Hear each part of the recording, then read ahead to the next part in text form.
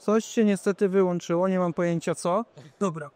SMI. Mów, ja zobaczę, czy na pewno teraz działa.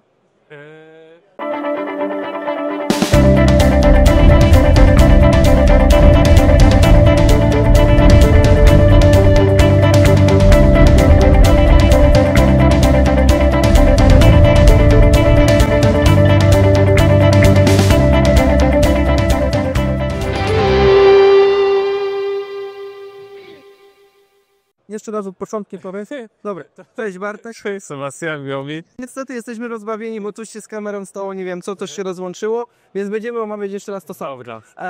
To tak, pokrótce opowiedzmy mniej więcej co było. Słuchajcie, ja mam z tej firmy kilka urządzeń. Mam 3 falowniki, mam smart meter, mam teraz ostatnio wallboxa. Powiem Ci, że ludzie są różni, bo zacząłem pokazywać, że montuję wallboxa na płocie zewnętrznym od domu, żeby mi się samochód nie spalił i normalnie podłapali, że faktycznie go tam będę montował. A jak pokazałem, że mam górkę z piaskiem, która mi została od montażu kostki, to i stwierdziłem, że będę tym zasypywał, jakby się palił, to też w to uwierzyli. Bawią mnie sami te komentarze, ale dobrze. Nie zdają to. Wróćmy do tego, bo ja mam zieloną serię, też jest ładna, ale tu widzę, że jest szara seria i właśnie jak szukałem wallboxa, to się okazało, że ona ma fajne, nowe rozwiązanie. O co chodzi w tym Dokładnie nowym tak. rozwiązaniu? Już tłumaczę. Na rynek wprowadziliśmy 3 różne wersje falowików. Rozmiaru od mocy 4 kW, wersję M od 8,5 i L od 15. I teraz za pomocą kodu Plentycoin możemy sobie zwiększyć maksymalną moc falownika. Czyli nie potrzebujemy wyrzucać falownika przy rozbudowie, bo z tego co wiem, ludzie bardzo często rozbudowują sobie instalacje, jeśli są właśnie na starych zasadach.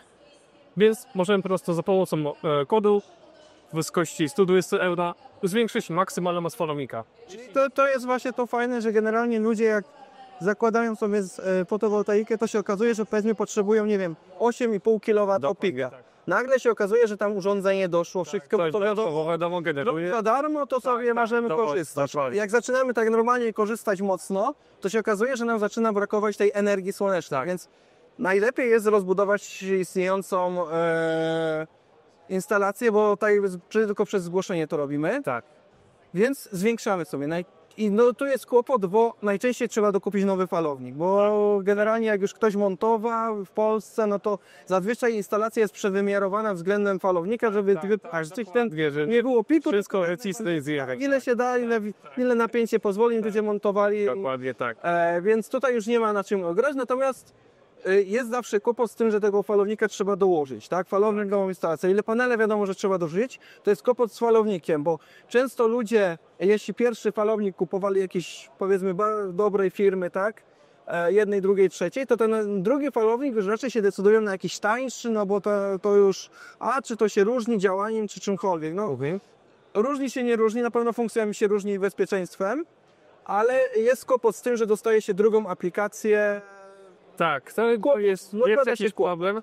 Wiadomo, można to sobie jakoś rozwiązać, montując jakieś tam pośrednie licznik bądź inne urządzenia, na przykład Home Assistant, ponieważ nie wiem czy wiesz, ale nasze falowiki... Wiem, mam Home Assistanta, wszystkie mi wyskakują. Dokładnie, więc można sobie tak poradzić, ponieważ falowiki komunikują się po modulacie TCP, więc można sobie jakieś właśnie tam integracje zrobić. No ale to już trzeba wiedzieć jak i wszystko. Tak, to jest... Natomiast tutaj jak to wygląda? Kupuję sobie, powiedzmy na start mam takie 8,5 kW pika, kupuję sobie, no i nagle stwierdzam, że ja potrzebuję, nie wiem, 12, tak? Do dołożenia swoich paneli. Czyli nie muszę dokupywać nowego falownika, podmieniać cokolwiek, tylko co muszę zrobić? Dokładnie tak, wprowadzić kod, najlepiej się skontaktować z instalatorem, instalator wprowadza na kod, który masz... Powiem więcej, tylko aplikacja z uprawnieniami instalatora można dodać kod. Tak, dokładnie tak. W prostu wprowadzamy kod i odblokowujemy maksymalną moc do 10. Jeśli 10 za mało, znowu to... Ile to mniej więcej kosztuje? Ja wiem, ale no... Tak, jeden kod to jest koszt 120 euro. Czyli około 500 złotych. Czyli za, powiedzmy, około 1000 zł zwiększamy sobie do 12 kW. Tak, czyli dokładnie. No ładnie, bo 4 kW. 4 kW, no to za 1000 zł nie kupimy falownika. 4 kW. Jeszcze dochodzi nam koszt przełożenia instalacji i wszystkiego, jeśli chcemy, tak? Montaż falownika, tak to wchodzą, dociągają tylko kabelki od fotowoltaiki i działa. A tu jest też mamy takie właśnie 3 mm trackery, co jest dosyć nietypowe dla rynku, więc możemy sobie 3 różne połecie dachowe Ja mam tak na swoim garażu, że Dokładnie. pierwszego miałem właśnie na 3 strony świata i każdy jest osobno podłączony. Więc to jest fajne. Jeszcze wiem, że zamiast jednego MP trackera można wpiąć sobie Baterie. baterię. Dokładnie tak. I to też właśnie bardzo fajne rozwiązanie, bo można też dołożyć ten falownik do innego, już istniejącego falownika, który nie był hybrydowy. I to jest, może większość Państwa będzie kojarzyć, funkcja retrofitu, gdzie możemy wykorzystać energię falownika niehybrydowego do ładowania baterii jeszcze przy. Czy z nadwyżki, jeśli mamy Dokładnie tak. Po prostu będzie licznik wytrwał eksport, ile eksportu wykryje, tyle będzie. Tu jest jedna uwaga, ten falownik jest falownikiem na baterie wysokonapięciowe. Tak, dokładnie tak. Czyli dlatego one są mniejsze, bo te niskonapięciowe to powierzchni dużo zajmują, tak? Wysokonapięciowe są mniejszymi bateriami. Ale można naprawdę bardzo wysoko je zakontrolować. Ciężkim to Dokładnie tak, do drugiej wieżowcy. sporawe, więc Tak. to jak najbardziej. Nie przymierzam się na razie do baterii, bo jeśli jestem prosumentem, to teoretycznie się nie opłaca, bo to co zyskam, no to jest mniej więcej to co bateria sprawia, no więc nie ma sensu dopłacać na teraz, ale w przyszłości cholera wie co to będzie, bo tak pozmieniali, że jeszcze 10 czy 9 lat mi zostało starego prosumenta, to będę korzystał ile będę. Tak, dokładnie. Później ewentualnie wiadomo, jakąś autokonsumpcję, zgrzałki, magazyny. Tak. Tu mówiliśmy jeszcze o jednej fajnej funkcji, że moment, zobaczę, żeby było widać, tak, ten bardziej otwarty, że jest fajna funkcja, ta co niektórzy poszukują, czyli z nadwyżki energii możecie sterować grzałką elektryczną, czyli macie programowalne wyjście stycznikowe, które pozwala na nagrzanie, nie wiem, boilera, załączenie jakiegoś Dokładnie tak. Więc możemy ustalić, ile dane styczki ma być włączone, to jest jaki czas, ile na dzień i od jakiej mocy macie załączyć. programowalne złącza, niepotrzebne żadne urządzenie. Dobra, a jeśli, bo to są te nowe, mają te styczniki, stare miały te moje zielone? Też. Znaczy, pierwsza wersja, że tak powiem, G1, miała tylko i wyłącznie jeden. Aha. I tam był głównie, on działa troszkę inaczej, ponieważ on tak by zwierał po prostu napięcie 230, nie? A tutaj mamy... To jest styków bezpotencjałowych. Tak, to po prostu mamy wyjście napięcia 12 albo 24 V. Po prostu taki bezpieczny. A co jeśli nie mamy tych styków? Czy te falowniki pozwalają jeszcze jakoś nam wykorzystać ten nadmiar energii bez dokupywania urządzeń, które nie są w tym ekosystemie, że tak nazwijmy, tak? Jeśli wykorzystamy Modbusa TCT i zintegrujemy właśnie tą grzałkę MyPV, będziemy mogli właśnie sobie też na przykład podgrzewać wodę energią z fotowoltaiki. Czyli też w pełni programowalna grzałka przez jeden ekosystem połączona z falownikiem i wszystko możemy sobie Dokładnie tak. tak jakby z tym ogarnąć. Tak, jedna aplikacja, jedne ustawienia. I to jest fajne. Czy takie coś też jest za te coiny, czy to... Nie, to już to inna firma, MyPV. I już tu macie, ona jest jakby, grzałka jest z takim małym BR-em, że ona działa w zakresie od 0 do 3,5 kW. Aha, czyli jeszcze jest regulowana moc, dokładnie, nie tylko na pula załączyć, ale możemy sobie dokładnie ustawić na tą zwiększenie autokonsumpcji, ile nam produkuje. To bardzo fajne rozwiązanie. Tak, czyli może nawet od 100 W, wiadomo, 100 W to tam tak coś jest, że nie da... No zawsze coś tam, ale czasami dokładnie. przyjanie wody, czy cokolwiek, Tak. ale nie ma kłopotu. Dobra, wiesz co, patrząc po tym, co tam się dzieje obok, Tak. ja wrócę może, jak będzie ciszej, bo tak to będziemy mieli do posty. Nagrałbym jeszcze o liczniku i o tym. Dobra, spoko. Dobra. To na razie Będzie to jasne. zaraz się widzimy z powrotem, jak tam się skończą Tak. żalenie z farnie. Poczekajcie, ja wam pokażę, co tam się dzieje.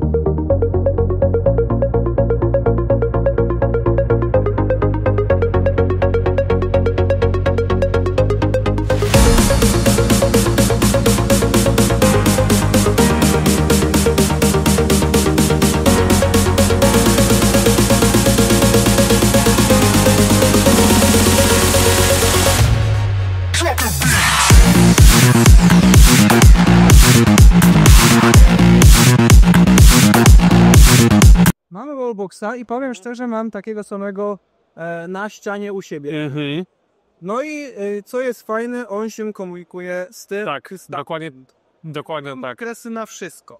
Coś byś mógł więcej o nim powiedzieć? Co Tak, no właśnie zaznaczę, że on jest głównie dedykowany pod nasze falowniki. Nie da go się zintegrować z innymi. Mamy 4 główne prace do tego urządzenia, czyli możemy tam 4 blokady. On jest dedykowany głównie właśnie dla ludzi, którzy boją się, że jakaś inna osoba, na przykład na jakimś tam, nie wiem, osiedlu, parkingu, też by skorzystała z naszej ładowarki. Tryb mocy to oznacza, że ładuje z całą dostępną mocą. Możemy też oczywiście tak zrobić, że przy połączeniu z naszym licznikiem wykorzysta całą dostępną moc, żeby po prostu nam dokładnie bezpieczniki nie wyskoczyły. No i później mamy 2 tryby, które komunikują się z falownikiem. Chodzi o to, żeby wykorzystać nadprodukcję z fotowoltaiki. I to jest jeszcze taki mały haczyk, bo wydaje mi się, że dużo osób, szczególnie klientów końcowych, o tym nie wie, ale minimalna energia, z jaką możemy ładować auto, to jest 6 A. Więc jeśli ktoś sobie myśli, że z fotowoltaiki sobie naładuje auto, no to minimalna wartość, jaką może być, to właśnie 6 A, więc instalacja musi być wielkości około 4,5 kWp. I to szło tylko z fotowoltaiki. Dokładnie. I nawet przy takiej wielkości to ładowanie będzie trwać, nie wiem, 5 minut, bo tylko i wyłącznie w południe mamy taki prąd. Więc żeby ładować auto z fotowoltaiki, musi mieć co najmniej tak 10 kWp, żeby coś tam podładować. Wiem, Tylko i wyłącznie. interesowałem się tym, jak jest skonstruowana ładowarka, jakie tam protokoły idą wszystko, więc to jest tak, że ładowarka nam ogranicza, tylko bardziej samochód nam ogranicza, a ładowarka tylko włącza i bądź wyłącza. Dokładnie tak. Po prostu tak jest napisana norma, że musi być minimum 6 A, no i tak się wszyscy producenci dostosowują. To nie jest tylko i wyłącznie wymysł firmy Cost. Tak, bo tam nawet jak się ustawia ładowanie, ile ma być ze słońca, ile z sieci, to też się zaczyna od pewnego poziomu. Nie da się od zera, tylko że od pewnego poziomu się zaczyna. Ja wam to pokażę, bo ja mam filmik przygotowany z tego, jak montuję na płocie i też mam połączone z całym systemem i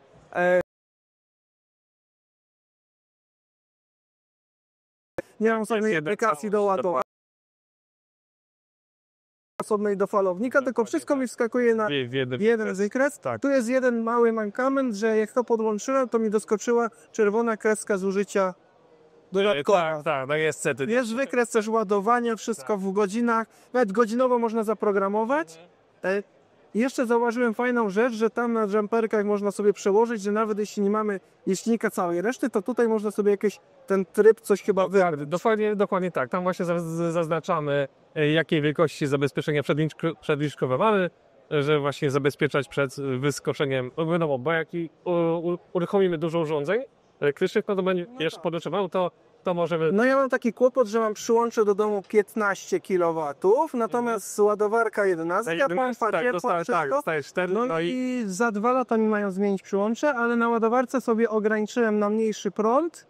Tak, jeśli nie jest potrzebny, to on się może całą noc ładować, nie o to mi chodzi. I dzięki temu, powiedzmy, jeszcze te bezpieczniki na płocie mi nie wywalają. Dokładnie tak. Więc wracając do trybów, 2 ostatnie właśnie wykorzystują energię z fotowoltaiki, albo właśnie w 100%, albo w jakimś tam pewnym stopniu, gdzie resztę dobieramy z sieci, żeby to auto jakoś właśnie... Żeby naładowało się szybciej i dostać większą moc. I tam widziałem, że też chyba są ustawienia tak jakby czasu ładowania, że kiedy chcemy, cały kalendarz możemy zaprogramować ładowanie. Dokładnie tak. To też jest bardzo fajna funkcja, że w środku, nie wiem czy pozwałeś, ale tam jest taka szyna, gdzie możemy zamontować zabezpieczenia. Tak, czyli nie musimy zakładać nie trzeba skrzynki, tylko można wtórzyć. Tak, dokładnie. Bo tam jest nawet wymagane. Najbardziej to mnie zastanawiało, bo bodajże w wytycznych macie, że do tej ładowarki wystarczy kabel 2,5 kwadrat. 5 razy 2,5. Dobra, ja zamontowałem 6 chyba. 6 to już będzie do 22 kW. No tak, ale 4 to wydaje mi się jest chyba minimum do 11 kW. To mi się wydaje, że powinno być 4, ale chyba mi się wydaje, że tam było 2,5 kwadrat, że można 2,5 kwadrat zamontować. Ale wiadomo, jak ktoś będzie miał ładować tylko, nie wiem, z mocą 6 kW, czy tam coś takiego, no to no ja 2,5. podejrzewam, że to też jest zrobione, bo w większości ludzi jak mają przyłącza ścienne, trójfazowe, to tam jest raczej 5 razy 2,5 połączone. Tak. No jeśli to nie będzie chodzić bardzo długo, to te kable też wytrzymają. No ale tak, no do 11, no to polecam chyba jednak klasycznie 4. Na czwórkę albo długo bo ja wszystkie założyłem na wszelki wypadek. Klientom pod ładowarki zakładam 10 kwadrat.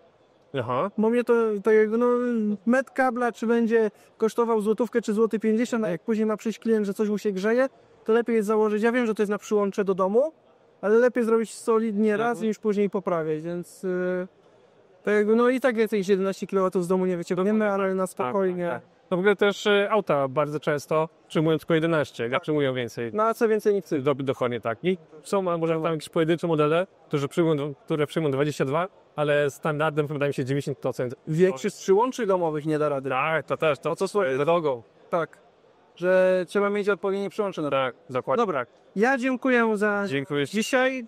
Mam nadzieję, że się jeszcze spotkamy w Ja przyszłości. Dobra, lecę na mnie. Dzięki, sir. Dobra, ja wam podeślę ten filmik.